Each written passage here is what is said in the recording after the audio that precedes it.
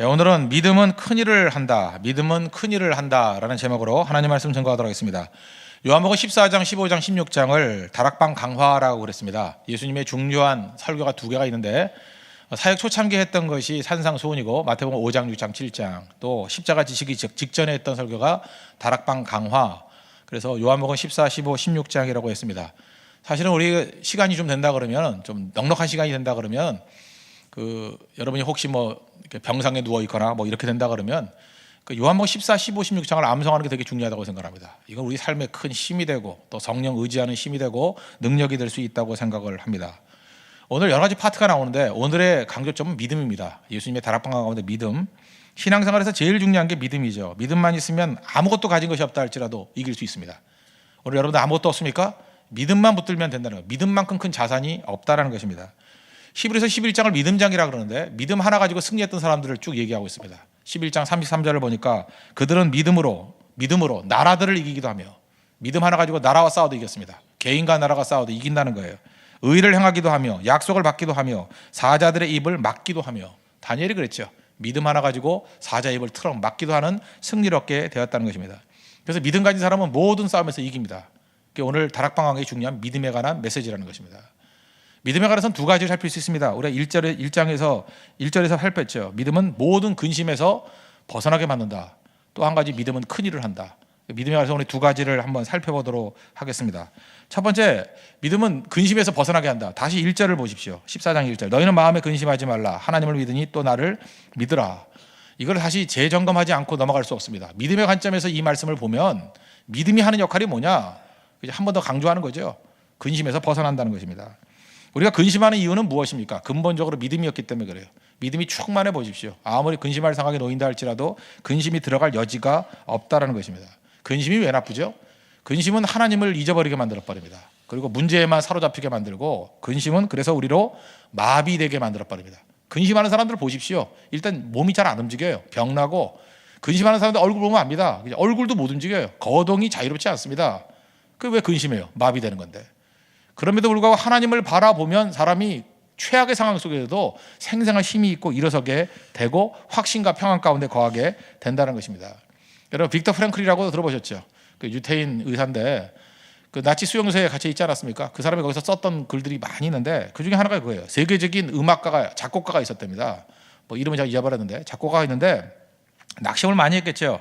근데 혼자 꿈꾼 얘기를 하더라는 거예요. 내가 희한한 꿈을 꿨습니다. 뭔가 그랬더니 어떤 사람이 와가지고 1945년인데 3월 30일에 전쟁 끝납니다 그랬다는 거예요. 3월 30일에 전쟁 끝납니다. 이거 꿈 맞아요? 틀려요?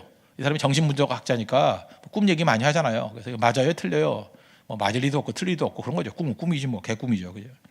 근데 이 사람이 이 꿈을 꾼 게 1945년 3월 초였답니다. 근데 자기는 대답을 못 들으니까 3월 30일이라는 마음을 갖고 있었다는 거예요.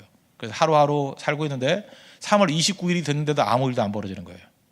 하루 남았죠? 내일이 돼도 별일이 없을 것 같이 생각이 드니까 그는 초조해져가지고 의식을 잃고 고열로 쓰러져 죽었다는 거예요. 실제로 나치가 독일에 항복한 게 언제냐 아십니까? 5월 8일입니다. 3월 30일은 아니었지만 5월 8일, 한 두 달만 더 있었으면 해방이 됐을 건데 그걸 놓쳐버리고 스스로가 생각할 때 근심이 그로 하여금 마비시켜서 죽음에 이르기까지 만들게 되더라는 것입니다. 반면에 희망은 어떻습니까? 믿음은 어떻습니까? 어떤 난관과 어려움 속에서도 일어나는 능력이 있다는 거예요. 죽음에서도 살아나는 힘이 있다는 것입니다. 하나님을 기쁘시게 하기를 원하시죠. 우리는 나주님의 기쁨 되기 원하네 그러죠. 하나님이 제일 기뻐하는 게 뭔지 아십니까? 믿는 겁니다. 여러분도 그렇지 않아요? 어느 순간인가 여러분 언제 제일 그 기분이 좋습니까? 누가 나를 믿어줄 때죠. 믿어주는 거, 그것보다 더 큰 격려는 없죠. 나를 믿어준다는 거. 하나님도 마찬가지라는 거예요. 하나님이 제일 영광 받으시는 게 뭐냐 하면 믿어주는 겁니다. 예를 들어서 축구 선수가 있습니다. 요즘에 축구 많이 하는데 축구 선수가 있는데 국가대표 선수 같은 사람이 있는데 계속 걱정하는 거예요. 그죠? 이거 공격수가 없어. 자기 공격수인데. 그건 아주 초라하게 만드는 거죠. 나 공격수인데 공격수가 없대요. 계속 그러면 그거 어려워지는 거 아닙니까? 여기 성악을 전공한 사람이 있어요. 근데 우리 솔리스트가 없다고. 나 있잖아. 나 이거 말도 못하고. 그죠? 그럼 무시하는 거죠. 초라해지는 거죠.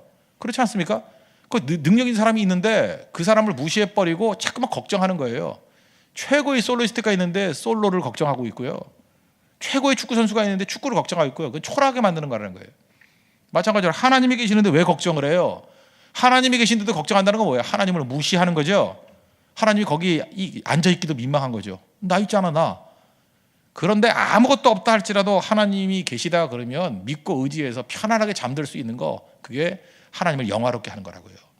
믿음이 하나님을 영화롭게 한다는 의미를 아시겠죠? 여러분 삶이 가장 어렵고 가장 어려운 그 궁지에 몰려 있을 때, 그때 여러분들 너무 불안해하지 마십시오. 불안해하는 것 자체가 뭐 피치 못할 사정이다, 그게 아니라는 거예요. 하나님을 초라하게 만드는 일이라는 것입니다. 그럼에도 불구하고 하나님을 바라보고 기도의 능력으로 말미암아 담대하게 서 있으면 그것이 하나님을 영화롭게 하는 거라는 거예요. 그래서 교회도 마찬가지입니다. 하나님을 영화롭게 하는 교회의 특징이 있습니다. 하나님을 믿고 의지하는 교회라는 거예요. 이런 비슷한 말씀이 나오죠. 백부장의 믿음. 마태복음 8장에 나오고 누가복음 7장에 나옵니다. 거기 백부장이 하인이 자기 종이 병들지 않았습니까? 가서 고쳐주리라 그랬더니 뭐 오실 거 없다고 말씀만 하라고. 누가복음의 말씀을 읽어드릴게요. 7장 7절 보니까 주께 나아가기까지도 감당하지 못할 줄 알았나이다. 말씀만 하시면 내 하인을 낫게 하소서. 하인이 낫겠나이다. 마태복음 7장에 그렇게 나왔어요. 8장에 그렇게 나왔어요. 하인이 낫겠나이다. 말씀만 하옵소서. 말씀만 하시면 낫습니다. 그랬다는, 말씀만 하시면. 얼마나 그 믿음이에요, 그죠? 뭐 오실 것도 없다고 너무 믿어주니까 예수님이 당황했어요, 그죠? 예수님은 당황하려면 이렇게 믿음으로 당황하게 만들어야 돼요. 세상에 뭐 이런 믿음이 다 있어? 이스라엘 중에도 이런 믿음 못 봤다 그러면서 이스라엘 중에도 이만한 믿음을 만나보지 못했다. Such great faith, such great faith. 야, 이런 믿음이 어딨냐? 이만한 믿음. 우리에게도 such great faith 이런 말 들어봅니까? 우리는 이런 불신이 다 있나 이런 거 하나 듣죠, 그죠? 이런 못된 놈이 다 있나 이러죠, 그죠? such XX 이렇게 나오지. such great faith 이렇게 예수님께서 고백하는 모습이 있냐고요. 이만한 믿음을 본 적이 없다고. 예수님이 가장 큰 영광을 받았던 내용입니다. 누가복음 7장, 마태복음 8장. 그죠? 그러므로 우리가 하나님께 영광 돌리는 내용이 뭐예요? 믿고 의지하고 맡기는 겁니다. 베드로전서 5장 7절 너희 염려를 다 주께 맡기라. 그러면 그가 너희를 돌보심이라. 우리가 주님께 다 맡기면 주님께서 우리의 모든 것을 돌봐 주신다는 것입니다. 그래서 믿음이 있는 사람과 없는 사람, 믿음이 큰 사람과 작은 사람의 차이점이 뭔지 아십니까? 근심이에요. 근심은 은사도 아니고 아무것도 아닙니다. 이건 죄예요, 죄. 하나님을 초라하게 만드는 거고 하나님을 영화롭게 만들지 못하는 그런 장애라는 것입니다. 근심해서는 안 된다는 거예요. 근심할 때마다 마음속에 근심 있는 사람 주 예수 앞에 다 아뢰라고요. 아뢰를 통해서 믿음을 갖고 가야 됩니다. 믿음을 가지고. 그래서 믿음은 근심을 이길 수 있는 힘이 된다는 것. 오늘 여러분들이 근심이 아니라 오늘 하루도 근심으로 시작하지 마십시오. 믿음으로 시작하십시오. 믿음으로. 기도를 통해서 믿음으로 시작하는, 그래서 믿음으로 이미 세상을 이기고 나라들을 이기기도 하고 의를 향하기도 하고 사자의 입을 틀어 막기도 하고 모든 승리를 다 이룰 수 있는 하나님의 거룩한 종들 되기를 축원합니다. 두 번째는 그저 믿음은 큰 일을 한다는 거예요. 14절 보십시오. 12절 내가 진실로 너에게 이르노니 나를 믿는 자는 내가 하는 일을 그도 할 것이요 또 그보다 큰 일도 하리니 이는 내가 아버지께로 감이니라. 예수님 말버릇 제가 말씀했죠. 예수님의 말투. 그 뭐 중요한 말씀하실 때는 항상 진실로 그죠? 에고에이미 그죠? 아멘 에고에이미 이렇게 아멘이 아멘. 이 진실로가 새로 번역할 때는 아멘으로 번역하자 그래요. 이게 아멘이거든요. 아멘 에고에이미 아멘 이걸 진실로라고 번역했어요. 예수님께서 뭐 중요한 말씀하실 때는 아멘 그러면 제자들이 정신 번쩍 드는 거예요. 뭐 중요한 말씀 하시려는가 보다. 그 말투예요. 진실로 내게 이르노니 뭐라고 얘기를 해요? 그죠? 그 믿는 자는 그죠? 나를 믿는 자 내가 하는 일을 그도 할 거고 그보다 더 큰 일을 할 것이다. 예수님이 중요하게 말씀하시는 것입니다. 실제로 그랬죠. 팔레스타인은요, 우리 경상도 크기입니다. 경상남북도 크기. 그 크지 않습니다. 그게 경상남북도 크기가 팔레스타인이에요. 거기 있던 사람들이 온 천하 만민을 제자화시킨다. 그 실제로 이루어졌잖아요. 천하의 담에서 복음을 증거했다. 베드로 그 별거 아닌 사람이었는데 그 도망만 다니고 또 종합해서도 부인하고 그랬던 베드로가 한 번 설교했더니 3,000명이 회개하고 주께로 나오지 않습니까? 어마어마한 일들이죠. 진짜 더 큰일 했죠. 어찌 보면 예수님보다 더 큰일 했다 그렇게 말할 수 있지 않습니까? 외적으로는. 이건 이렇게 생각하면 돼요. 예수님이 하신 일은 씨라고 본다 그러면 씨를 뿌리는 거죠. 생명이죠. 그걸 돌봐가지고 뭐 30배, 60배, 100배 열매를 거두는 건 그건 돌봄이죠. 그래서 그걸 더 크다고 말할 수가 없지만 예수님이 하시는 것은 근본적인 일이고 우리는 그것을 갖다가 거두는 일이에요. 그래서 외형적으로 볼 때 예수님이 하신 것보다 우리가 더 외형적으로는 더 크게 보이는 일들을 할 수 있다는 것입니다. 왜요? 생명인 예수님이 있기 때문에. 오늘 그 얘기예요. 더 큰 일 할 수 있다는 것입니다. 주님께서 그걸 붙들라는 거예요. 여기서 또 말씀하는 게 뭐예요? 문제는 실패가 아니죠. 그 다음 단계입니다. 근심하는 건 실패예요.